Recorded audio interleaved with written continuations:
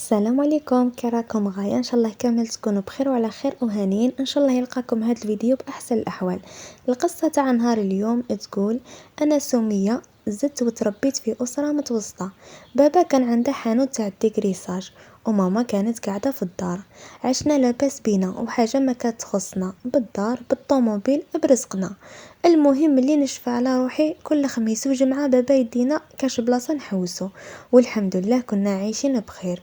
وملي نعقل على روحي عمري ما احتاجت حاجه من بابا ولا ماما وما جابوها ليش. وراني نهضر على الضروريات، اما العفايس تاع تمسخير لا انا كنت طفله عاقله ومن صغري كنت بزاف حنينه. قعدنا هكذاك حتى لحق في عمري 13 سنه، وفي هذاك الوقت بابا توفى ربي يرحمه. وانا كنت انا الكبيره في دارنا، شغل رفدت المسؤوليه وانا صغيره. وماما خرجت تخدم في بلاصه بابا في التكريساج، وانا نروح نعاونها كيما يكون عندي ما ندير.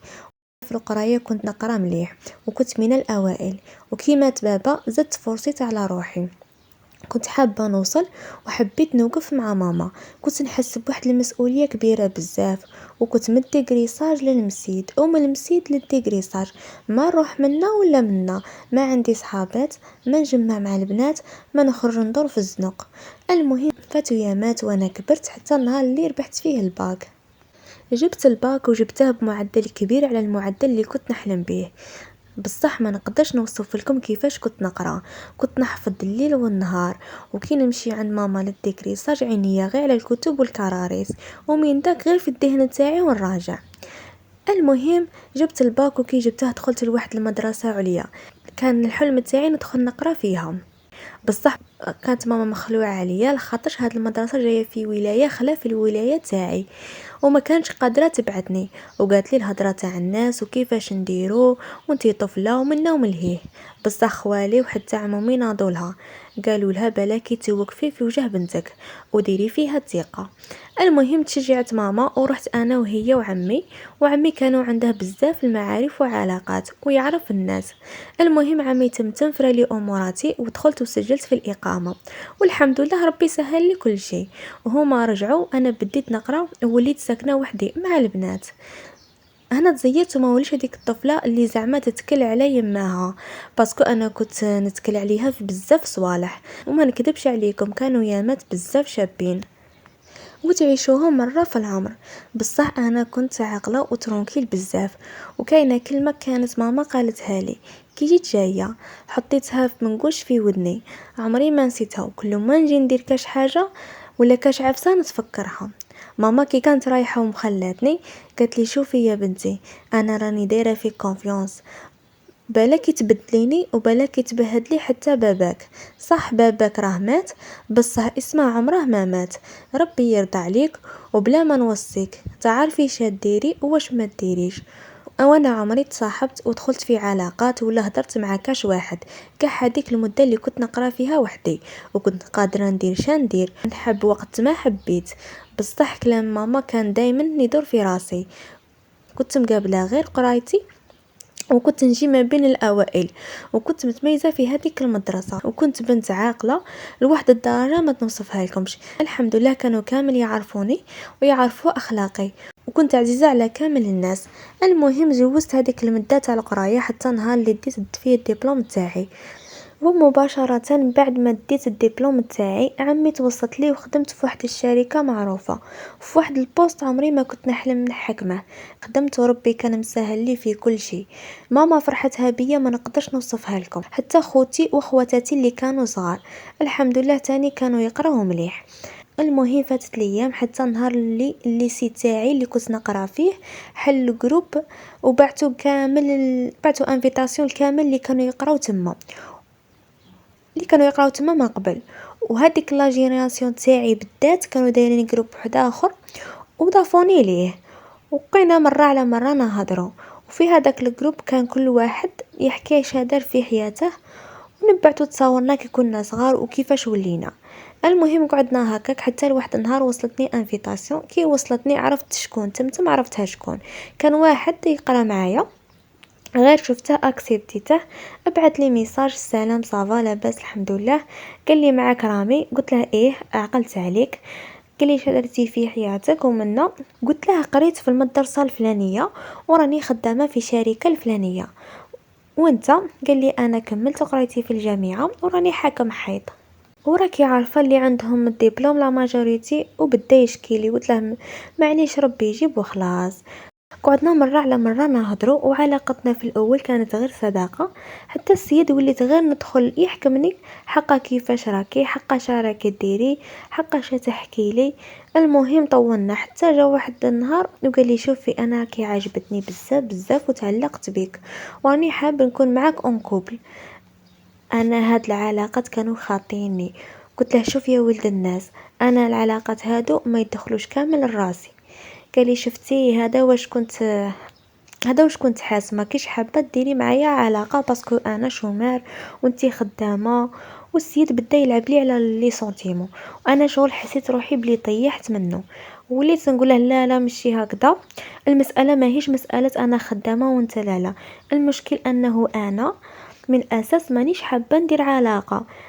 قال لي: انا راني عارف بلي انتي بنت فاميليا وما كاينش حتى هاد الصوالح، وانا ماذا بيا نديرك في داري اليوم قبل غدوه. الصبر عليا غير شويه، دوك نخدم وندير المستحيل على جالك، وراني نحبك. المهم في السيد في الاول بلا ما نكذب عليكم ونقول لكم الصراحه، علاقتي في الاول بدات الشغل شفقه. انا ما كنتش حابه نخرج على خاطر كان داير لي دراما، وحسسني بلي انا مانيش قابله بيه وانا نقص منه المهم عطيته فرصه وقلت له اوكي.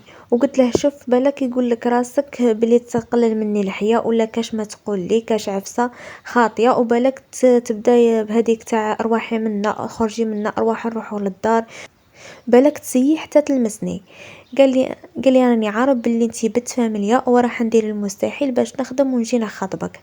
المهم بدينا نهضروا، بدينا نتعرفوا على بعضنا، نهار من نهار حتى العلاقه تاعنا تطورت، وليت نحبه وهبلت عليه، وهو تاني ولا يعشق فيا.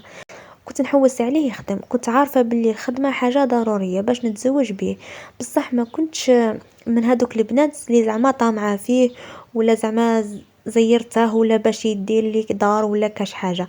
انا كنت باغيته يخدم برك ويجي يخطبني، سينو لو كان ما يكونش خدام ضلنا ما غاديش يقبلوا به. المهم السي في تاعه انا اللي كنت نرفده ونضل ندور به في الشركات، لا خاطر عييت ما نقول له روح دور في الشركات وحط السي في تاعك، يقول لي عييت ما ندور وما نحط فيه وما كان والو.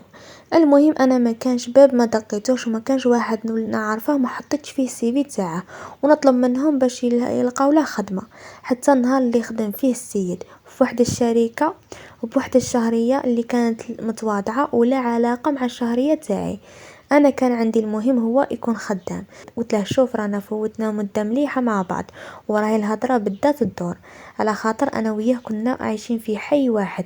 قلت له: لازم تجي تخطبني من دارنا.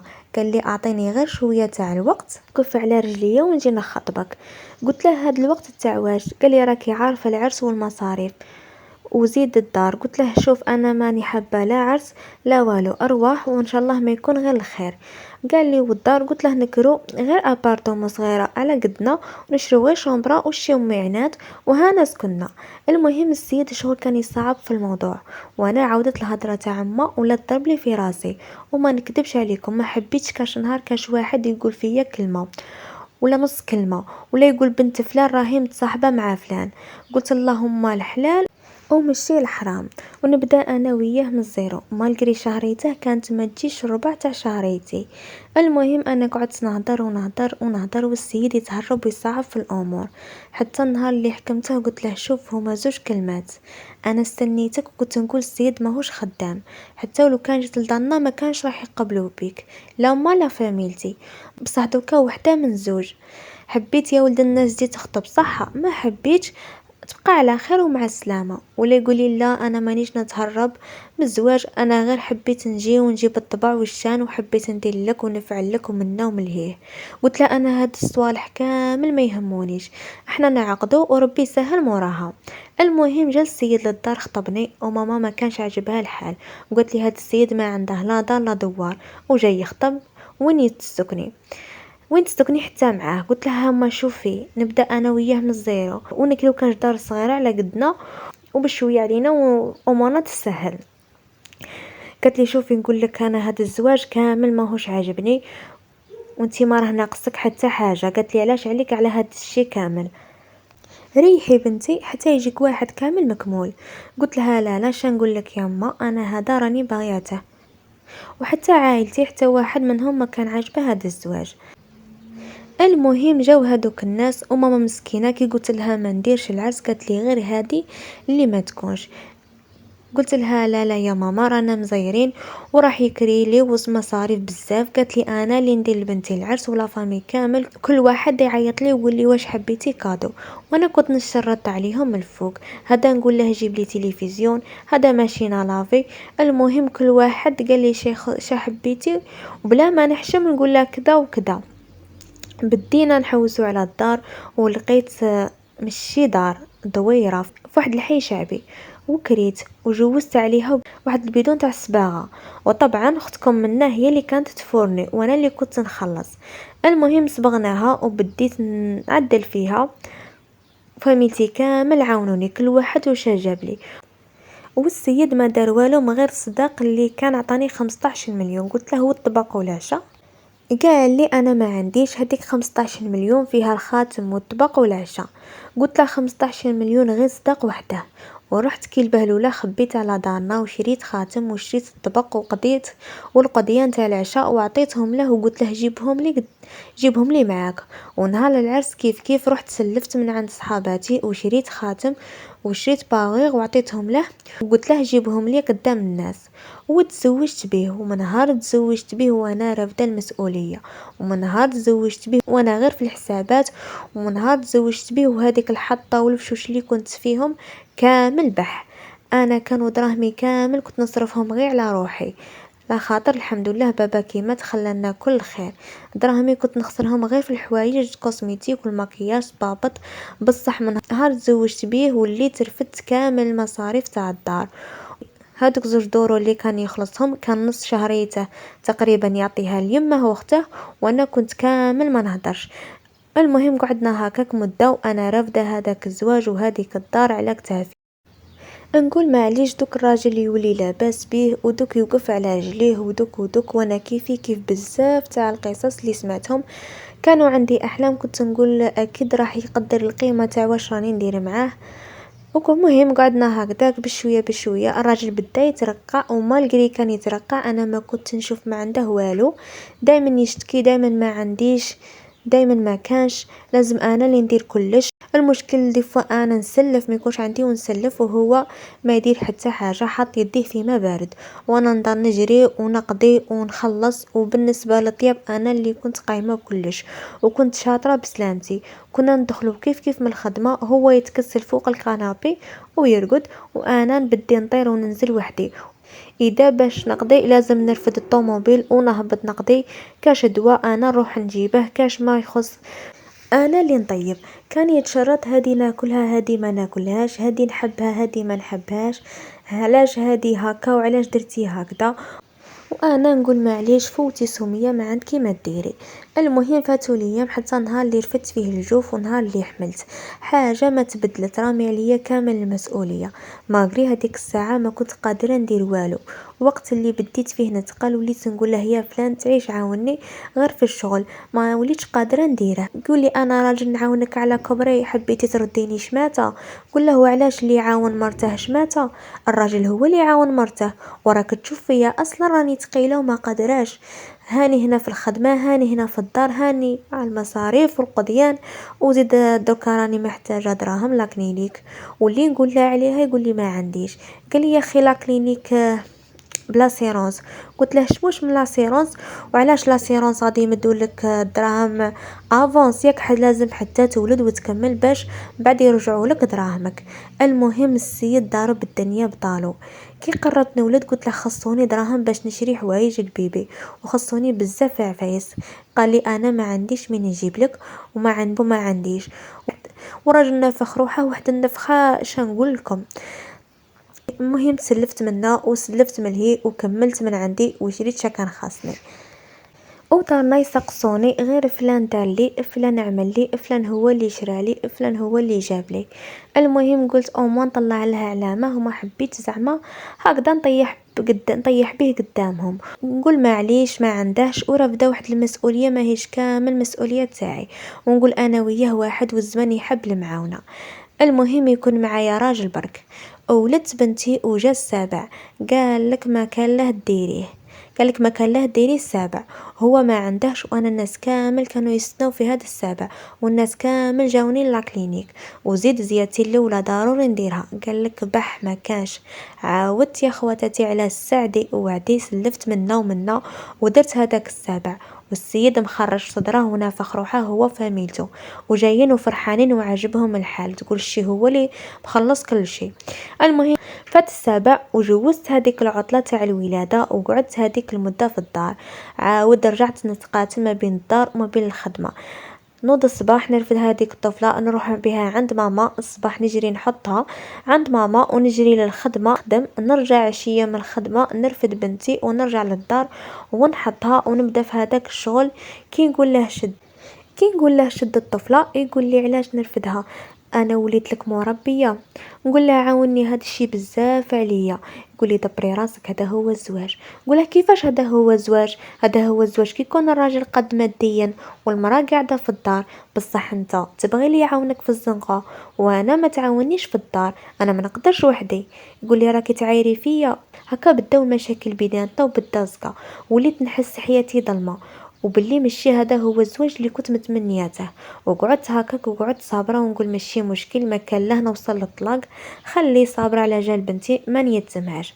وقعدنا على هذا الحال حتى فات على زواجنا 4 سنين. اقسم لكم بالله غير 4 سنين يا خياتي وانا وحدي رافده الهم والشقا ونضرب الكرفي. 4 سنين كامل من عند شهريتي وحدها اللي رافده هذيك الدار. الراجل كان ما يعرف والو، يا ربي يصرف على روحه وعلى فاميلته. حاجه واحده اخرى ما كانش، حتى الطوموبيل اللي كان بيها كانت تاعي. واحد الكارثه ما نقدرش نوصفها لكم، انا رافده المسؤوليه وهو طالق اللعب. المهم فاتو يامات حتى واحد النهار بالصدفه، وشوف ربي كي يبغي يفضح كاش واحد.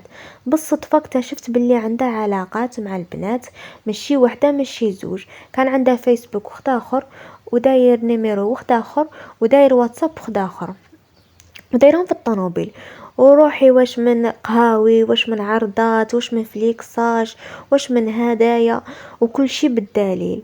هذاك التليفون فليته، وهذاك الواتساب فليته، وهذاك الفيسبوك فليته، وحكمت الكابتير كل شي درت له كابتير. وفي هذيك الدقيقه لميت حوايجي وحوايج بنتي ورحت لدارنا. عيط لي وين راكي؟ قال لي جيت للدار وما لقيت حتى واحد. قلت له يا ولد الناس اللي بيناتنا هنا خلاص، علاه ما علاه؟ قلت له ارواح للدار تعرف. جا للدار وقعدت انا وياه الراس للراس، وحكيت له الحكايه كيما حكيتها لكم. قلت له انا من النهار الاول ومن نهار تزوجت بيك وانا رافده المسؤوليه، ومن نهار تزوجت بيك وانا هي الراجل وانا هي المراه. نقول معليش ومشي مشكل، مالغري نستاهل راجل خير منك 1000 مرة. قلت اللهم انا صابره على جال بنتي وصابره على جالك حتى انت، بصح باش تخدعني وتخرج لي مع البنات هذه لا راني ما نقبلهاش، هذه لا راني ما نقبلهاش، اسمح لي، مي هذا هو الحد بيني وبينك. مع الاول السيد ولا يحلف ويتصحف ويقول لي هاد الهضره ما كانش منها، واللي قالها لك كذب عليك وحب يديرها بيني وبينك. قلت له صح، وزيد تحلف بربي وانت تكذب، كيفاش حبيتني دركا ندير فيك الامان والكونفيونس؟ جبت التليفون وريته لي كابتير.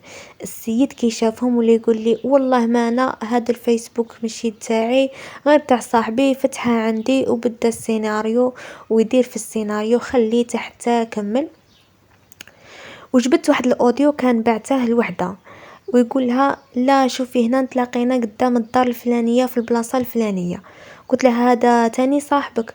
وجاه تبدل ولا يقول لي لا ماشي هكذاك. المهم كي تزير شويه ولا قال لي سمحي لي وانا غلطت وما نزيدش نعاود. قلت له شوف انا عن بالي راجل، على بها كنت واقفه معك، بصح دوماج انت خرجت رخيص وشماته، وانا ملي تزوجت بك عمري ما حسيت روحي بلي متزوجه. تخيلوا وقاحه تاع الرد تاعه شا قال لي قال لي عمري ما حسيت روحي متزوج، دائما نحس روحي معاك باللي انتي هي الراجل وانا هو المراه، انتي اللي رافده كل شيء حتى الزواج وزربتي فيه وما خليتينيش حتى نفكر ونعرف راسي من رجليا. قال لي انتي سبب في كل شيء، انتي اللي ما عطيتينيش فرصه نكون راجل وما عطيتينيش فرصه باش نتحمل المسؤوليه ومسؤوليه داري. قلت لها مليح كي انا اللي زربتك على الزواج واللي لاقانا يا خويا الله يفرقنا. وغير ترمى على رجليا وقاعد يقول لي ماشي هكذاك وغير هضره وخرجت. المهم السيد ولا غير يخلط في الهضره ويقول لي سمحي لي. قلت له شوف اقسم لك بالله وينوض بابا من القبر ما نرجع لك، ودوك ربي يسهل عليك وبسلامه. روح حس بالرجوله مع المدامات، انا معايا ما تقدرش تحس روحك راجل. اخلاص اللي بيناتنا وراح، وزاد راح حتى القدر وبزاف عفايس راحوا وما راحش يرجعوا، وما كانوا ما راحش يرجعوا. السيد كي سمع هاد الهضره اخرج وانا عطيتها غير للبكا. ماما مسكينه تصدمت ولا تقول لي علاه راكي رافده كامل هذا الشيء وما قلتيليش، علاه عليك كش كان خاصك، علاه حامله كامل هذا الدل والف واحد خير منه يتمناك. قلت لها يا ماما شاندير حبيته ما كنتش حابه الهضره توصل عليكم ولا كاش ما يقولوا. المهم رحنا للمحكمه وطلقنا وعطاني النفقه تاعي وتاع بنتي وتفارقنا وكل واحد راح في طريقه. رجعت نعيش مع ماما وكملت حياتي نورمال، وليت مرتاحه بنتي عند ماما، ما نرفد ما نحط، نرجع للدار العشيه نقدر الله نقيه وما كلتي واجده. ارتحيت لواحد الدرجه كبيره. المهم حطيت راسي على ماما وماما كانت بزاف فرحانه بيا وزيد ونستها لخاطر ماما كانوا كامل تزوجوا وخرجوا من عندها. ومن نهار حتى فات على طلاقي 5 سنين كانوا يجيو فيا خطابه، وانا هاد المره كنت نتقلش بزاف وما نكذبش عليكم، كنت نشرط ونختار وكنت نحوس على راجل يعاملني كيما الاميره، راجل ما يشوش فيا على اساس انا مطلقه، يشوفني مراه كامله مكموله جوهره ولقاها. وفعلا قعدت هكذاك حتى نهار اللي تلاقيت فيه مع واحد السيد في الخدمه وكان عندنا مشروع وتلاقيت به، ومن نهارها وهو مرايا وهو كان مطلق وعنده 2 ولاد عايشين مع ماماهم. تعرفنا على بعضياتنا مليح حتى واحد النهار جا وحده وقال لي يا بنت الناس راني حبيت نتزوج بيك. وقلت له مرحبا بك. السيد كان عنده داره وطوموبيل تاعه وخدمته وكان حاكم واحد البوست في شركه كبيره معروفه، والبوست اللي كان حاكمه ما شاء الله. المهم ربي سهلنا في كل شيء. والنهار كان جاي يخطبني قال لي نجي وحدي. قلت علاش تجي وحدك، جيب فاميلتك وجيب حتى صحابك. السيد النهار اللي جاء ما خلى ما جاب لي وانا غير نزيد نتشرط وماما تقول لي عيب عليك.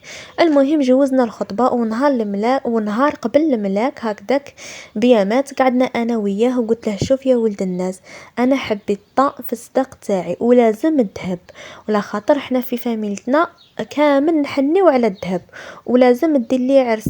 قال لي اللي حبيتيها تحضر وشما قلت له دار لي عرس اللي كنت نحلم به وذبح ودار لي طارطه قداش والصاله غاليه والمغنيين كيما كنت باغيه دار لي. وماما ولات تقول لي لا ماشي كي جاكي ولد الناس دي له هكا. قلت لها الاول بعت روحي فيه بالرخص، راجل داني نشافه تحت رجليه. المهم تزوجت وكي رحت عنده للدار من نهار الاول ندير غير اللي لازم ووليت الحاجه الثقيله ما نرفدهاش. لو كانت تقعد تما سيمانه والقضيان كنت مخرجتها كامل من حسابات تاوعي. قلت لها هي غير داري وبنتي والطياب وشويه شغل، وداري كانت نقيه ما شاء الله كنت نخدم الشغل وكاش ما سحقيت من برا ينوض هو يجيبها، وكاش حاجه لازم تترفد ينوض هو يرفدها معايا. والويكاند كنت نجيب مرا اللي دير لي غوند ميناج وانا نخلصها وانا دايره روحي انثى واي حاجه ممكن تضرني. وكيما هكا ولا يحس وليت نحسه باللي هو راجل وهو يحسسني باللي انا انثى.